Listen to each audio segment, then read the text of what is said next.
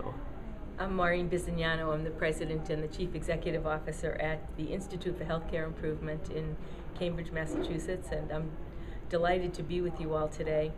I've been talking with you about some of the great things I'm seeing here at Mayo Clinic as I travel the country, and especially what I've learned from watching doctors and nurses here make rounds. And what I'm seeing is that not only do the clinicians understand the burden of disease, do they understand what it's like for a patient to particularly suffer chronic disease, but what the impact is on the patient and the family.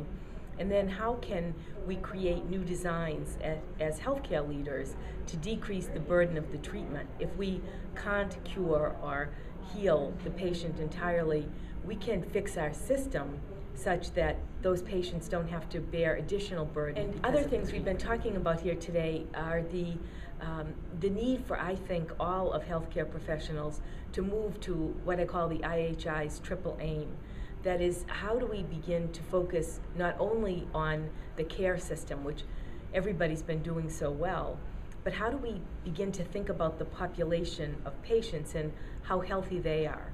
We need new designs, I think, in order to keep our elderly as well as they can be, to work with young children up to the age of 5 so that they have a great start on their life. Even patients with chronic diseases or the patients who suffer the most burden.